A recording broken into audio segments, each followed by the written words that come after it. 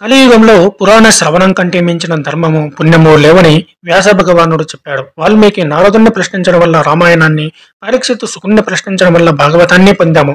అదే స్ఫూర్తితో పురాణము, సందేహాలు అనేటువంటి ఈ ప్రశ్నల సమాధానాలను ఇప్పుడు తెలుసుకుందాం. మహాభారతం వ్యాస భగవానుడు చెబుతుండగా గణపతి ఎన్ని రోజుల్లో పూర్తి చేశాడు? మహాభారతాన్ని వ్యాస భగవానుడు చెబుతుండగా గణపతి 18 రోజుల్లో పూర్తి చేశాడు.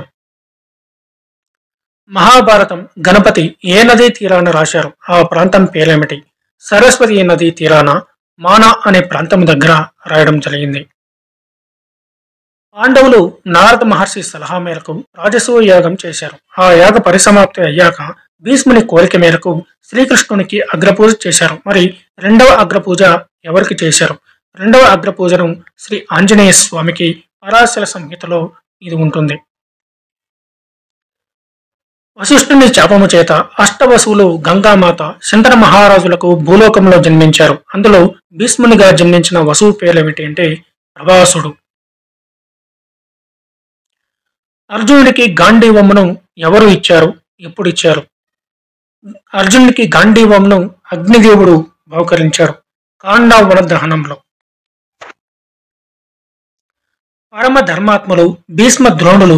భీష్ముడు ఎవరు కురుసింహాసనం అధిరోహిస్తే వారికి రక్షగా ఉంటానని ప్రతిజ్ఞ చేశాడు. అందువల్ల పాండవులతో కలవలేదు. మరి ద్రోణునికి పాండవులన్నా, ముఖ్యంగా అర్జునుడన్నా ఎంతో ప్రీతి. మరి యుద్ధంలో పాండవులతో ఎందుకు కలవలేదు? ద్రుపదుడు పాండవుల పక్షం వహించడం వల్ల. శివపూజకు 2 రకాల పూలు తప్పితే ఏవైనా సమర్పించవచ్చు అని శివపురాణం చెబుతుంది. ఆ 2 పూల పూలు ఏమిటి? చంపకం అంటే సంపెంగ, కేతకం మొగలి పూలు. ఆ 2 పుష్పాలని ఎవరు శపించారు? చంపకం, సంపెంగ పువ్వుని నారద మహర్షి, తకము, మొగలి పువ్వుని శివుడు. శివునికి సంపెంగ, మొగలి పువ్వులు పనికిరావని ఎందుకు శపించారు? మొగలి పువ్వు అసత్యం పలకడం వల్ల, సంపంగి పువ్వు అహంకారం, గర్వం ఉండడం వల్ల, ఆ పువ్వు వల్ల శివునికి సుగంధం వస్తుందని నారదుని దగ్గర పలకడం వల్ల ఆ శాపం పొందింది. అంటే మహాత్ములకు దగ్గరైన వారికి సేవ చేసేటప్పుడు ఏమాత్రం గర్వపడకుండా మరింత జాగ్రత్తగా ఉండాలని సంపెంగ పువ్వు ద్వారా తెలుస్తుంది.